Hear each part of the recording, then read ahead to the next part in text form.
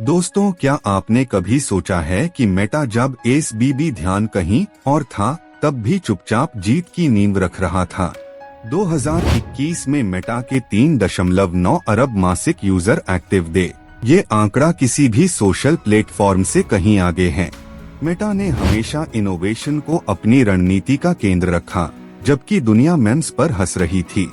Mark Zuckerberg जानते थे कि असली युद्ध अटेंशन और डेटा का है, प्रोडक्ट का नहीं।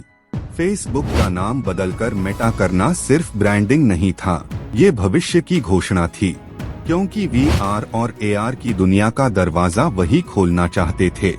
रियलिटी लैब्स में उन्होंने अरबों डॉलर लगाए, जबकि आलोचक यही कह रहे थे कि ये पैसे की बर्बादी है। लेकिन जुकरबर्ग जानते थे, इनोवेशन कभी तुरंत प्रॉफिट नहीं देता, पर दिशा देता है। मेटा की AI research quietly open AI और गूगल को टक्कर दे रही है, यह बात कई लोग नहीं जानते। लामा नाम के उनके मॉडल ने ओपन सोर्स एआई में धूम मचा दी। विशेषज्ञ इसे गेम चेंजर कह रहे हैं। मेटा सिर्फ एप्स नहीं बिल्ड कर रहा, वो पूरा डिजिटल ग्राह तैयार कर रहा है। व्हाट्सएप और इंस्टाग्राम साथ में एक डेटा इकोसिस्टम बनाते हैं जो किसी भी कंपनी के पास नहीं। यह इकोसिस्टम हमें एड्स और बिहेवियर को समझने में एक अनमैच्ड बढ़त देता है। टिकटॉक और यूट्यूब के बीच मेटा ने क्वाइटली रील्स का खेल जीत लिया है। रील्स की एंगेजमेंट दर इतनी तेजी से बढ़ी कि एडवर्टाइजर्स खुद मेटा के पास लौट आए। सवाल ये है, कैसे? जवाब सिंपल है, मेटा के पास दुनिया का सबसे गहरा डेटा लेक है। वो डेटा मशीन लर्निंग से इंसाइट्स निकालता है जो प्रेडिक्शन और एंगेजमेंट बढ़ाते हैं। मेटा का असली वेपन उसका स्केल नहीं, उसकी अडेप्टेबिलिटी है। चलिए एक शॉकिंग फैक्ट देते हैं, मेटा के सर्वर्स हर day 4 trillion data events process करते हैं। हाँ दोस्तों, 4 ट्रिलियन, यही ट्विस्ट सब कुछ बदल देता है। यहाँ से खेल मेटा का हो गया। अमेज़न ई कॉमर्स में खेल रहा है, एप्पल हार्डवेयर में, लेकिन मेटा खेल रही है माइंडसेट में।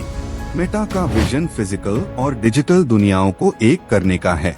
मेटा ने क्वाइटली एआई को हर प्रोडक्ट में इंजेक्ट किया, यूजर फील तक बिना बताए। जुकरबर्ग जानते थे, यूजर्स को टेक्नोलॉजी नहीं चाहिए, एक्सपीरियंस चाहिए।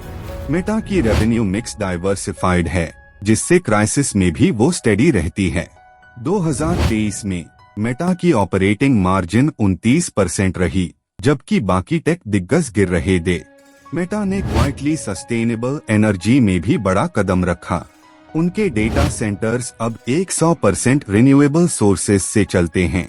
ये कमिटमेंट उन्हें आगे रखता है। मेटा की सीक्रेट जीत सिर्फ टेक में नहीं, कल्चर में भी है। उन्होंने वर्क फ्रॉम एनीवेयर कॉन्सेप्ट को फ्लेक्सिबिलिटी की नई परिभाषा दी। मेटा में काम करने वाले कहते हैं, इनोवेशन वहाँ हवा में महसूस होती है। मेटा कोई सोशल मीडिया कंपनी नहीं रह गई, ये एक डिजिटल सिविलाइजेशन है, जहाँ रियल और वर्चुअल में फर्क मिटता जा रहा है। मेटा ने क्वाइटली एआर ग्लासेस पर भी काम शुरू कर दिया है, जो दुनिया के देखने का तरीका बदल देंगे। और ये सब तब हो रहा है जब एसबीबी मेटा को अंडर एस्टिमेट कर रहे थे। मेटा अपने डेटा से दुनिया के सबसे बड़े डिजिटल बिहेवियर्स को डिकोड कर रहा है। हर स्वाइप, हर स्क्रॉल उनके लिए एक इंसाइट बन जाता है। और यही है वो हिडन इंजन जो मेटा को सीक्रेटली जीत दिला रहा है। मेटा ने सच्चे अर्थों में डेटा को नया तेल नहीं, नया ऑक्सीजन बना दिया है। जहाँ ईबीबी कोई और एआई पर शोर कर रहा था, मेटा क्वाइटली सीख रही थी, सिखाती थी और स्ट्रैटेजी एडजस्ट कर रही थी। मेटा के पास पेशेंस है, विजन है और डायरेक्शन क्लियर है।